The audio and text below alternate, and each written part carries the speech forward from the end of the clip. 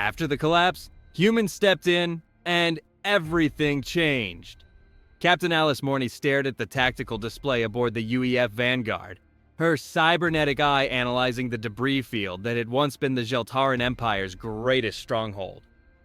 The massive space station Nexus Prime floated in pieces, its quantum shields finally shattered after holding back the Devourers for 3 brutal months.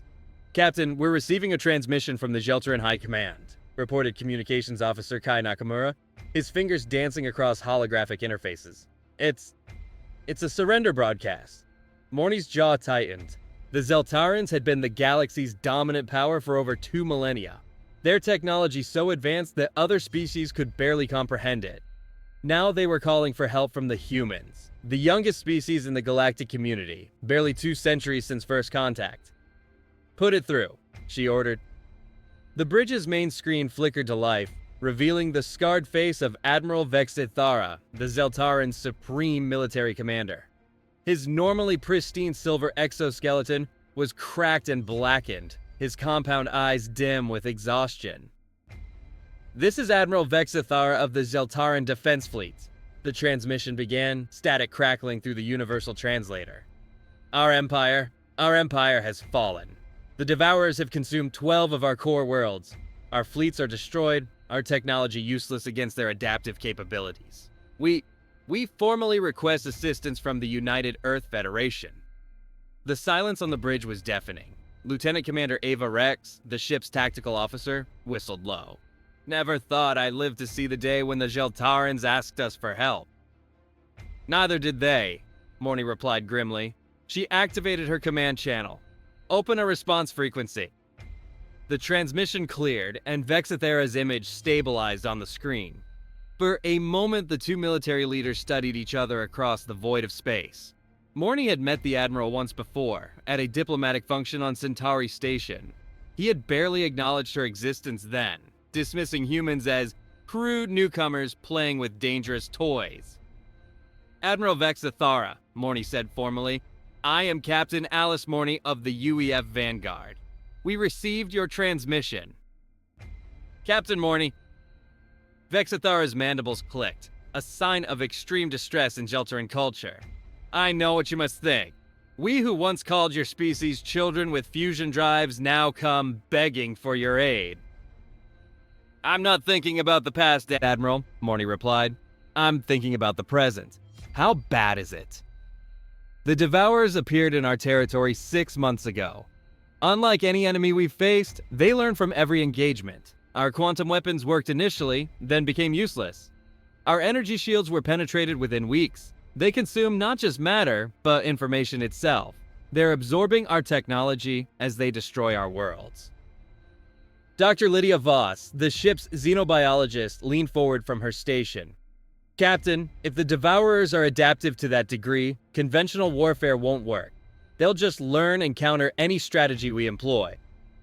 "Which is why we need your help," Vexithara continued. "Human tactics are unpredictable. Your species has a reputation for unconventional thinking. What we need now is not superior technology, but creativity." Morny exchanged glances with her executive officer, Commander Jack Sterling. They both knew the implications. The Jeltaran Empire controlled nearly 30% of known space. If it fell completely, the Devourers would have access to technologies that could threaten every species in the galaxy. "What exactly are you asking for, Admiral?" Morny inquired. "Full military alliance, complete sharing of intelligence, and..." Vexithara paused, his compound eyes flickering. "Command authority for human forces in joint operations." This time, the silence stretched even longer. Commander Sterling stepped closer to Morny. "Captain, they're essentially asking us to take the lead in their defense. That's unprecedented." "It's also necessary," came a new voice from the communication channel. The image split, showing a second Jeltaran, this one wearing the deep blue robes of the scientific cast. "I am Prime Researcher Keth Mora. Our analysis indicates that human cognitive patterns operate on different principles than ours. Where we calculate optimal solutions, you improvise. Where we follow logical progressions, you make intuitive leaps."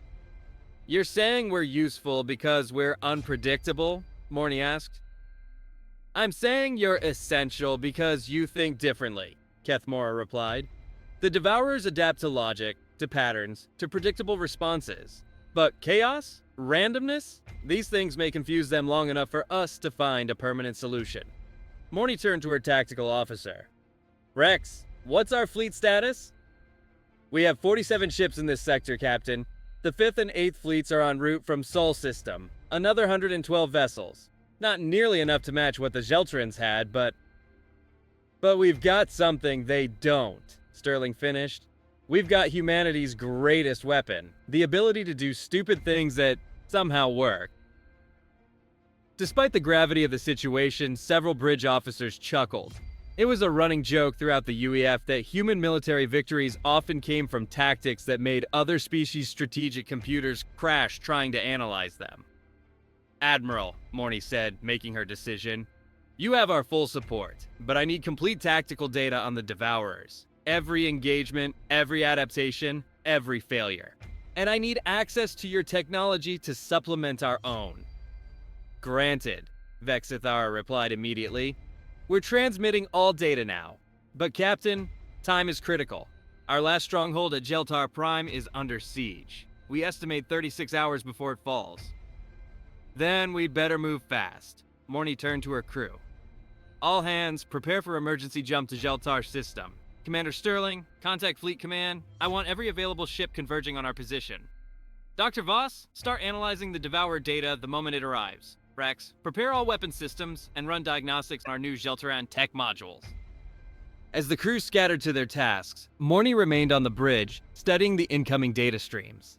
The Devourers were unlike anything in the Galactic database, shifting, adaptive entities that seemed to exist partially outside normal space-time.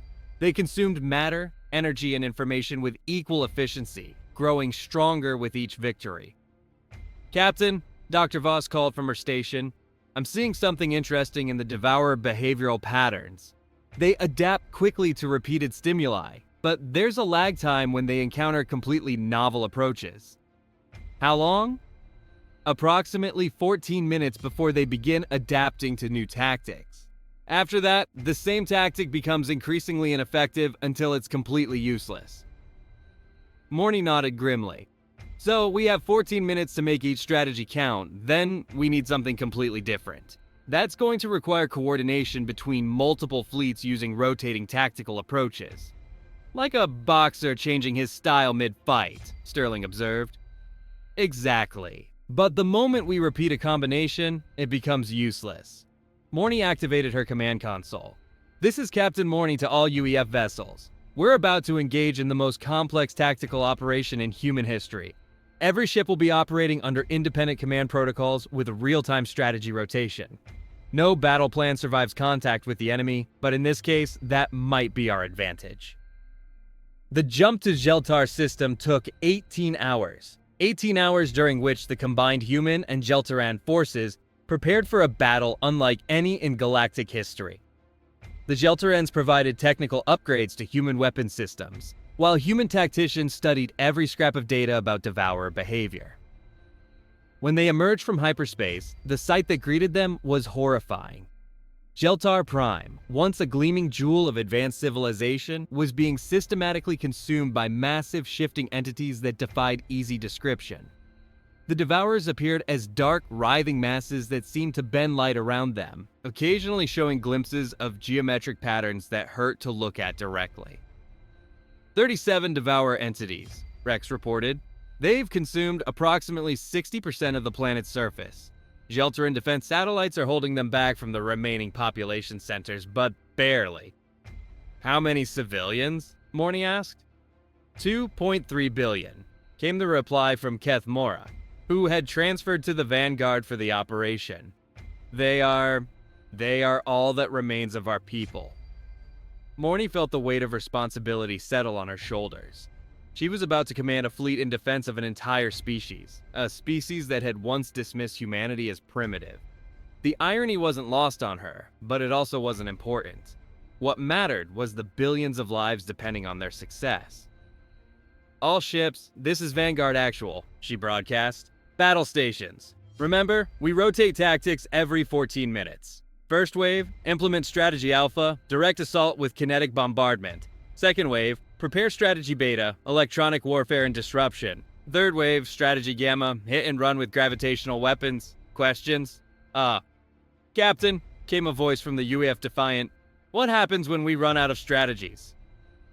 Then we improvise, Morny replied. All ships, advance. The battle began with thunderous fury. The first wave of human ships opened fire with mass drivers and fusion missiles, targeting the Devourers with overwhelming kinetic force. For the first few minutes, it worked. Several Devourer entities recoiled from the assault, their dark forms rippling with what might have been damage. But as Dr. Voss had predicted, they began adapting. By the 10th minute, the Devourers had developed countermeasures, projected fields that deflected kinetic projectiles and absorbed explosive energy. Time, Morny announced. All first wave ships withdraw. Second wave, execute Strategy Beta. The UEF Phantom and her sister ships moved in, their hulls bristling with electronic warfare equipment. They targeted the Devourers with massive electromagnetic pulses, quantum entanglement scramblers, and information warfare viruses. Again, initial success, the Devourers' forms began to destabilize as their information processing capabilities were disrupted. But adaptation came quickly. The entities began generating their own counter-electromagnetic fields, neutralizing the electronic assaults. Strategy Gamma, you're up, Morny ordered. The third wave included ships equipped with experimental gravitational weapons, devices that could create artificial black holes and spatial distortions. The Devourers, caught off guard by this completely different approach, suffered significant damage as several entities were torn apart by gravitational shears. It's working, Sterling reported. We're actually hurting them. For now, Morny replied grimly, but we've already used 3 of our prepared strategies. How many more do we have? 17 more planned strategies, Rex answered. After that, we get creative. Morny opened a channel to the entire fleet. All vessels prepare for tactical improvisation protocol. From this point forward, each ship will implement random, unpredictable attacks. No coordination, no patterns, no logic. Chaos Doctrine is now in effect. What followed was the strangest battle in recorded galactic history. Human ships began implementing tactics that made no strategic sense, firing at empty space to create debris fields, ramming Devourer entities with empty cargo containers, broadcasting random signals on all frequencies, and even playing music at high volume through their communication arrays. The Devourers, evolved to counter logical threats, found themselves struggling to adapt to pure randomness. Their forms writhed in confusion as they attempted to find patterns in the chaos. Captain, Dr. Voss called excitedly, I'm detecting significant disruption in their information processing matrices. They're spending so much energy trying to adapt to random inputs that they're losing coordination. Then let's give them more chaos, Morny decided. All ships, implement Operation Pandemonium. She turned to Kethmora. I need you to do something that probably goes against every instinct you have. I need you to shut down your logical thinking and help us be as random and unpredictable as possible. The Zelteran scientist's compound eyes flickered with what might have been amusement. Captain, after watching my entire civilization fall to logical thinking, I am prepared to embrace chaos. For the next 4 hours, the combined fleet implemented the most unorthodox tactics in military history. Ships fired their weapons in rhythm to classical music. Formations changed based on random number generators. Attack patterns followed no strategic logic whatsoever. The Devourers, designed to counter predictable threats, began to falter. Their adaptive capabilities, stretched to the limit trying to counter pure randomness, started to break down. Several entities actually began attacking each other, their recognition systems confused by the chaotic input. Captain, came a transmission from Admiral Vexithera, still on the planet's surface. The Devourers are withdrawing from population centers. Whatever you're doing, it's working. But Morny knew they hadn't won yet. Dr. Voss analysis, how long before they adapt to chaos itself? Unknown, Captain. This is completely outside my models, but I'm detecting increasing organization in their formations. They're learning to ignore the random inputs and focus on core objectives. Morny nodded grimly. They had bought time, but the Devourers were still adapting. She needed something more than chaos. She needed a permanent solution. Keth Mora, she said, turning to the Zheltaran scientist. In all your data, was there ever a time when the Devourers retreated or showed fear? No, Captain. They have consumed everything they encountered. There is no record of... Keth Mora stopped suddenly, his compound eyes flickering rapidly. Wait, there is one anomaly. In the historical records of their first appearance, there is mention of a region of space they avoided. A dead zone where nothing exists. No matter, no energy, no information. Show me, Morny ordered. A holographic star chart appeared, showing a section of space marked with warning beacons. The Null Zone, Keth Mora explained. A region where some ancient catastrophe occurred. Space itself is damaged there, no ships can enter, no signals can penetrate. It is as if reality itself is broken. Morny stared at the chart, her mind racing. What if that's not a place they avoid? What if it's a place they've already consumed completely? I don't understand, Sterling said. Think about it. The Devourers consume matter, energy, and information. What if they've consumed so much in that region that they've actually consumed space-time itself? What if the Null Zone is what's left after they've eaten everything, including reality? Dr. Voss looked up from her console, her eyes wide. Captain, if that's true, then the Devourers aren't just predators. They're the end result of consumption taken to its ultimate conclusion. They're not trying to feed, they're trying to return to that state of absolute void. Which means they're not actually alive in any sense we understand, Morny realized. They're more like antibodies, the universe's way of correcting some kind of imbalance. But what imbalance? Keth Mora asked. Morny looked around the bridge, seeing the faces of her crew. Humans and Zheltarans working together, chaos mixing with order, intuition balancing logic. Us, she said quietly. Life itself, consciousness. The universe started as void, and maybe it's trying to return to that state. So how do we fight that? Sterling asked. We don't fight it, Morny said, her voice growing stronger as the plan formed in her mind. We prove it wrong. Keth Mora, can your people's technology create a stable information matrix? Something that can exist independently of physical matter? In theory, yes. Our quantum consciousness research has developed techniques for creating persistent information patterns. But why would... The scientist stopped, understanding dawning. You want to prove that information can exist without consumption. That consciousness can persist without destroying. Exactly. Dr. Voss, can we modify the Zheltaran consciousness technology to create a stable pattern that includes both our species? A hybrid information matrix that represents cooperation instead of consumption? It's theoretically possible, Voss replied, her fingers flying over her console. But it would require perfect synchronization between human intuition and Zheltaran logic. Any instability would cause the matrix to collapse. Then we'd better get it right the first time, Morny said. She opened a channel to the entire fleet. All ships, this is Vanguard Actual. We're implementing a completely new strategy, one that's never been attempted before. We're going to prove to the universe that consciousness can create instead of just consume. Over the next 6 hours, human and Zheltaran scientists work together to create something unprecedented. A stable information matrix that combined the chaotic creativity of human consciousness with the ordered logic of Zheltaran thought. The matrix would be projected directly at the Devourers, not as a weapon, but as a demonstration. Matrix stable, Dr. Voss reported. All ships reporting ready for synchronization. Keth Mora, are your people ready? Morny asked. As ready as any of us can be for attempting the impossible, the scientist replied. Then let's change the universe, Morny said. All ships, begin matrix projection. The effect was immediate and profound. As the hybrid consciousness matrix enveloped the Devourers, their chaotic forms began to slow and stabilize. For the first time since the battle began, they stopped adapting to threats and simply paused. Captain, came a transmission from one of the outer ships. The Devourers they're changing.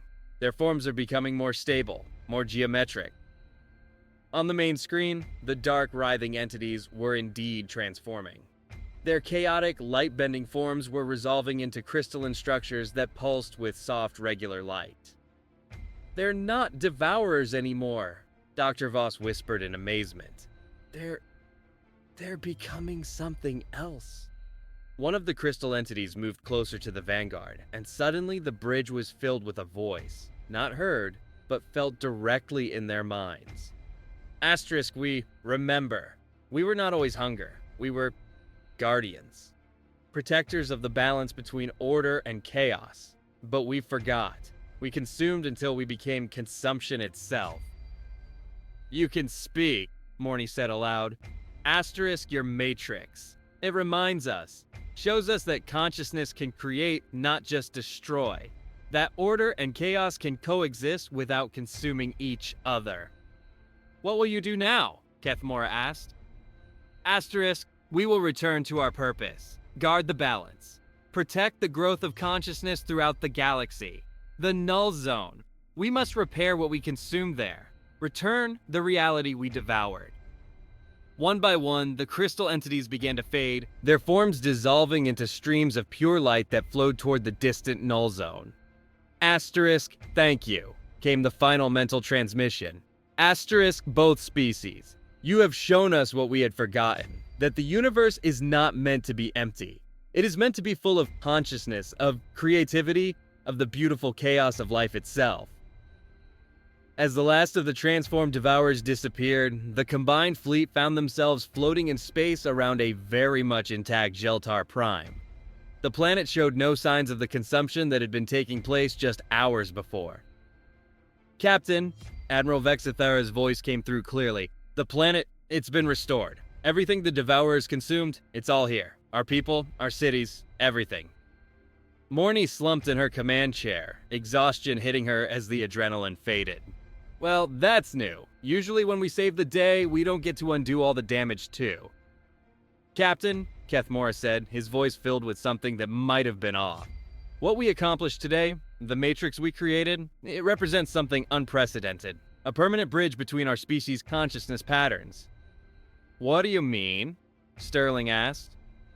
"I mean that the barrier between human intuition and Geltaran logic has been dissolved. We can share knowledge, insights, even thought processes directly. Your species' creativity enhanced by our analytical capabilities, our logic enriched by your intuitive leaps." Dr. Voss looked up from her console, her eyes bright with excitement. "Captain, I'm detecting similar consciousness bridges forming throughout the galaxy. The matrix we created, it's spreading. Other species are beginning to connect in the same way." "The Devourer's transformation has created a cascade effect," Kethmora explained. "Their return to their role as guardians has stabilized consciousness patterns throughout the galaxy. Species that could never communicate effectively before are now finding common ground." Morny stood up slowly, looking around the bridge at the mixture of human and Zeltaran officers who had worked together to save not just two species, but potentially all consciousness in the galaxy. "So what happens now?" she asked. "Now," Admiral Vexithara said as his image appeared on the screen, "we face the future together. The Geltaran Empire formally requests not just alliance with humanity, but full partnership. Our species have proven that we are stronger together than apart." "And the other species?" Morny asked. "Are already requesting similar partnerships," came a new voice on the communication channel. It was Admiral Chenli of the UEF First Fleet.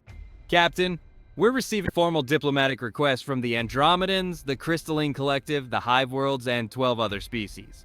Everyone wants to form the same kind of consciousness bridge you've created with the Geltarans." Morny felt a smile tugging at her lips. "Well, it looks like humanity is about to become very popular." "Not just popular," Kethmora corrected. "Essential. Your species' ability to think chaotically, to improvise, to do the unexpected, these are the qualities that will keep the galactic community balanced. Prevent us from becoming too ordered, too predictable. And your species' logic and analytical capabilities will keep us from becoming too chaotic," Dr. Voss added. "It's a perfect symbiosis." As the fleet began its journey back to human space, Morny found herself thinking about the journey that had brought them to this point. Humanity had entered the galactic community as the youngest, most primitive species. They had been dismissed, condescended to, and generally treated as children playing with dangerous toys. But when the greatest power in the galaxy faced extinction, when logic and superior technology failed, when adaptation and evolution couldn't find an answer, it was human chaos, human creativity, and human refusal to accept the impossible that had saved everyone. "Captain," Commander Sterling said, joining her at the observation deck where she was watching the stars stream past. "Credits for your thoughts?" "Just thinking about how we got here," Morny replied. 6 months ago, we were barely trusted to patrol our own sector. Now we're the center of a galactic consciousness network. Funny how things work out. Though I have to ask, do you think we're ready for this level of responsibility? Morny considered the question. I don't think anyone ever is, but that's the point, isn't it? Being ready implies you can predict what's coming. And if there's one thing we've learned, it's that the universe has a way of throwing unexpected challenges at us.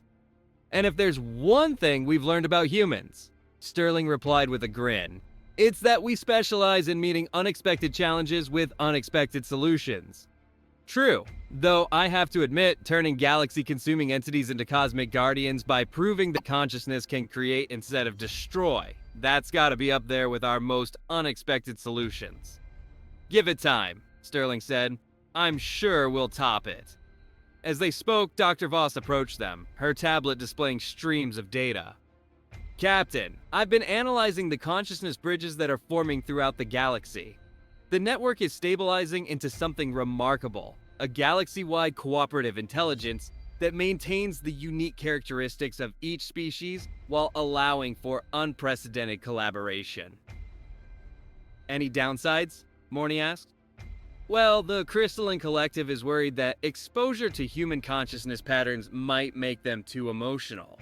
The Hive Worlds are concerned about individuality contaminating their collective consciousness, and the Andromedans are afraid that logical thinking might interfere with their transcendental meditation practices. Morny laughed. So everyone's afraid of becoming too much like everyone else?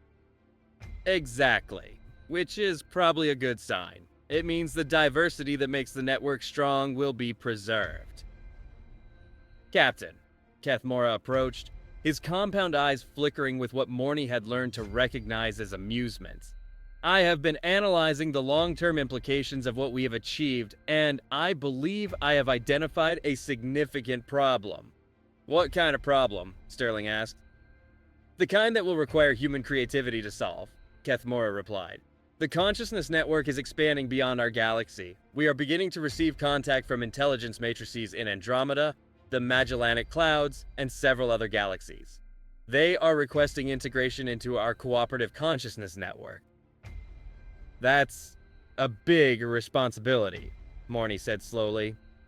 Indeed, the network we have created may become the foundation for consciousness cooperation throughout the observable universe. The decisions we make, the principles we establish, will affect the development of intelligence on a cosmic scale.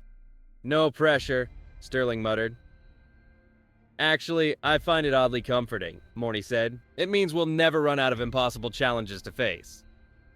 And impossible solutions to improvise, Dr. Voss added. As the UEF Vanguard continued its journey home, Morny reflected on the strange turns that had brought them to this point. They had saved the Jeltaran Empire, transformed the Devourers back into cosmic guardians, and accidentally created a galaxy-spanning network of cooperative consciousness. But more than that, they had proven something important. That the universe didn't have to be a place where species fought for dominance, where the strong consumed the weak, where consciousness was a zero-sum game. They had shown that cooperation could be stronger than competition, that diversity could be more powerful than uniformity, and that chaos and order could work together instead of against each other. Captain, came a transmission from Earth Command. This is Admiral Rodriguez. Congratulations on your success. The entire Sol system is celebrating, but we need to discuss the implications of these consciousness bridges. Every species in the galaxy is requesting formal diplomatic relations with Earth. Understood, Admiral. We'll be there in 3 days. Also, Captain, we've been monitoring the network expansion. It appears that first contact protocols are going to need some serious revision. We're receiving signals from approximately 47 galaxies, all requesting integration into what they're calling the Cooperation Matrix.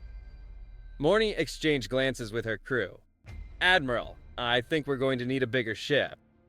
Already in production, Captain. Also, congratulations on your promotion. Admiral Morny has a nice ring to it, don't you think? As the transmission ended, Morny, now Admiral Morny, looked around at her crew, her friends, the people who had helped her turn an impossible situation into an unprecedented victory. So, Sterling said with a grin, ready to take on the universe? All of them, apparently, Morny replied. But then again, we're humans. Taking on impossible odds and finding ways to win, that's what we do. Plus, we're not doing it alone anymore, Dr. Voss pointed out.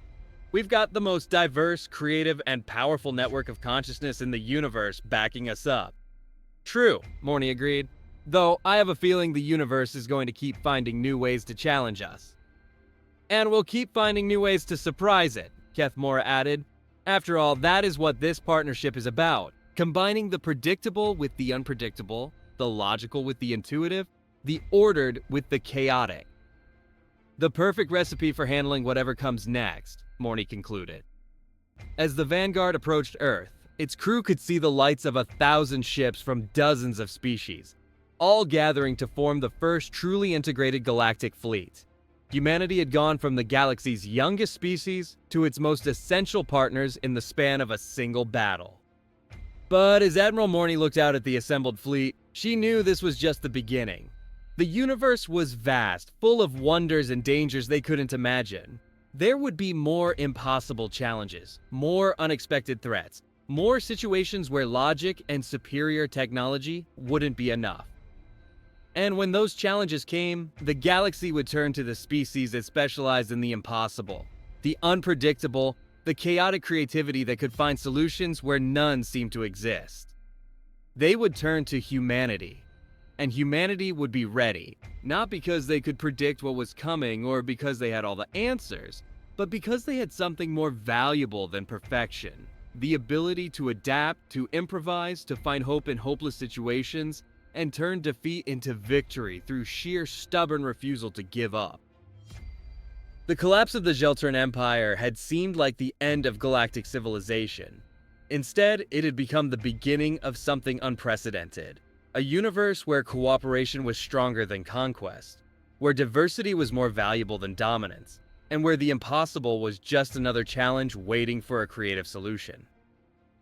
And at the center of it all, providing the chaos that kept the cosmos balanced, were the humans, the youngest species in the galaxy, the ones who had stepped in when everything seemed lost and changed everything in the process. The universe would never be the same. And that, Admiral Morny thought as she watched the stars wheel by, was exactly the point.